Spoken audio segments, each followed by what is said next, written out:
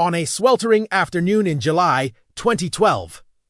The battered body of a charismatic rugby player with a dazzling smile was discovered in a mangled car off a quiet road in Colombo.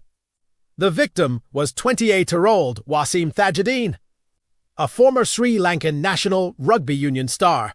Adored by fans and respected by rivals, police swiftly declared it an accident. But in Sri Lanka, nothing is ever quite as it seems. More than a decade later, the case has evolved into one of the most politically charged murder investigations in the island nation's tumultuous history, a case that some believe reaches into the highest echelons of power, possibly as far as the presidential palace itself and into the murky dealings of the Rajapaksa family. Thajudeen was a rising star in Sri Lankan rugby, known for his lightning-fast runs and bone-crushing tackles. His death sent shockwaves through the sporting community and beyond. The official police narrative was straightforward and convenient. Thajudeen, they claimed, had been driving under the influence when he lost control of his vehicle and crashed. The car had burst into flames upon impact. A tragedy, certainly, but an accident nonetheless. The Chief Judicial Medical Officer, Dr. Ananda Samarasekera, a man later accused of manipulating forensic evidence, hastily signed off on this version of events: alcohol in the blood, carbon monoxide in the lungs. Case closed, or so it seemed. But as the years passed, whispers grew louder. Rumors swirled of a cover-up, of powerful forces working behind the scenes to bury the truth. At the center of these rumors was a name that carried both weight and fear in Sri Lankan society: Rajapaksa.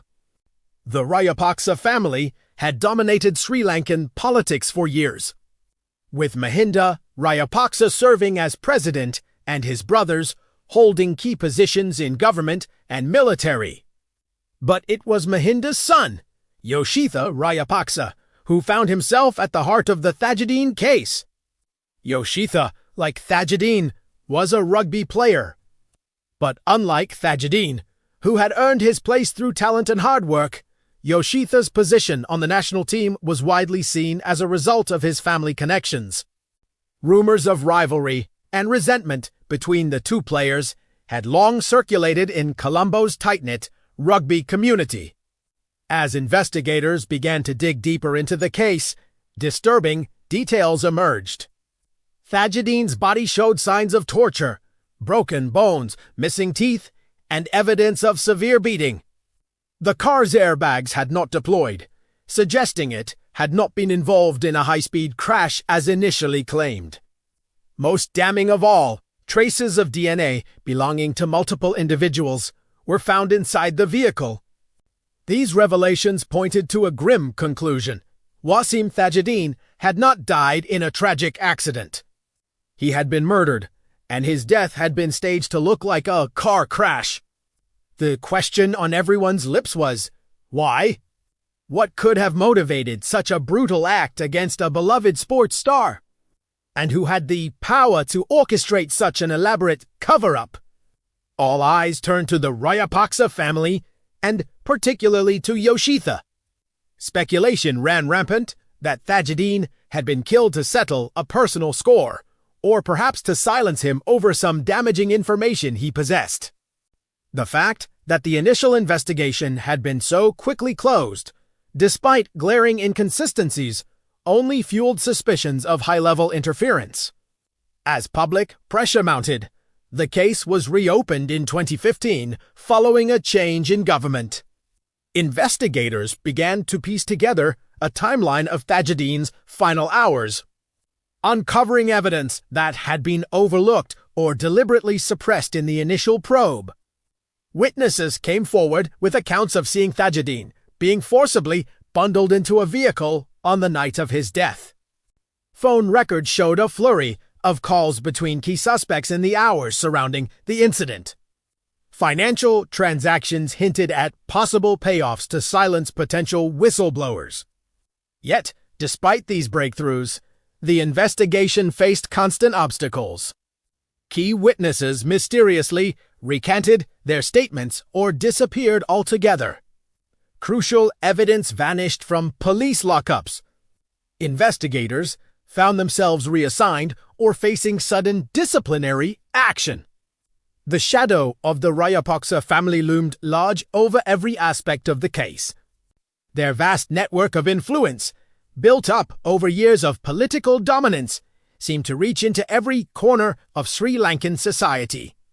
From police stations to courtrooms, from media outlets to corporate boardrooms, the Rajapaksa name carried weight, and with it, the implicit threat of consequences for those who dared to challenge their narrative.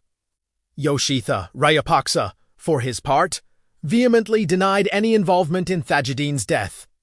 In rare public statements, he portrayed himself as a victim of political persecution, claiming that he was being targeted simply because of his family name. His supporters echoed these sentiments, accusing opposition parties of using the case to score political points against the Rajapaksas. But for many Sri Lankans, the Thajudeen case came to symbolize everything that was wrong with their country's political system. It spoke to the culture of impunity that allowed the powerful to literally get away with murder. It highlighted the deep-rooted corruption that permeated every level of government and law enforcement. And it underscored the stark inequality that divided Sri Lankan society, where justice seemed to depend not on the law, but on one's connections and influence. As the years dragged on with no resolution in sight, public frustration grew. Vigils were held on the anniversary of Thajudeen's death, with protesters demanding justice and accountability. Social media campaigns kept the case in the public eye. Even as mainstream media coverage waned under pressure from powerful interests. The case took on new significance in 2022 as Sri Lanka plunged into its worst economic crisis in decades. As fuel shortages, power cuts, and soaring inflation pushed millions into poverty. Anger against the Rajapaksa-led government reached a boiling point. Massive protests erupted across the country, with demonstrators laying the blame for the nation's woes squarely at the feet of the Rajapaksa family. In this charged atmosphere, the Thajudeen case resurfaced as a potent symbol of the Rajapaksas' alleged abuses of power.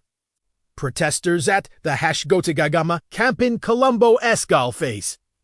Green, the epicenter of the anti-government movement, held up posters of Thajudeen, demanding justice not just for him, but for all victims of political violence and corruption. As the Rajapaksa government crumbled under the weight of public anger, with President Gotabaya Rajapaksa fleeing the country and Prime Minister Mahinda Rajapaksa resigning. Many hoped that this political sea change would finally clear the way for a resolution to the Thajudeen case. Yet even as a new government took power, promising reform and accountability, the wheels of justice continued to turn slowly. The complex web of political and personal relationships that had shielded the alleged perpetrators for so long proved difficult to unravel. Each new lead seemed to open up more questions than answers. Each breakthrough was met with fresh obstacles. Today, more than a decade after Wasim Thajudeen's broken body was pulled from that burning car, his case remains officially unsolved. The young rugby star, with the movie star smile, has become a symbol of Sri Lanka's long struggle for justice and accountability. His name is invoked in discussions of political reform, in debates about the independence of the judiciary, in calls for a more transparent and equitable society. For Thajudeen's family and friends, the pain of loss is compounded by the frustration of denied justice. They continue to push for answers, refusing to let the case fade into obscurity. Their persistence serves as a constant reminder of the human cost of political corruption and abuse of power. As Sri Lanka grapples with the monumental task of rebuilding its economy and reforming its political system, The Thajudeen case stands as a stark reminder of the challenges that lie ahead. It underscores the urgent need for genuine accountability, for a justice system free from political interference, and for a society where the rule of law applies equally to all, regardless of name, wealth, or political connections. The question that haunted Sri Lanka a decade ago still echoes today. Will justice ever be served for Wasim Thajudeen? The answer to that question may well determine the future course of this island nation, as it struggles to break free from the shadows of its troubled past and build a more just and equitable society for all its citizens.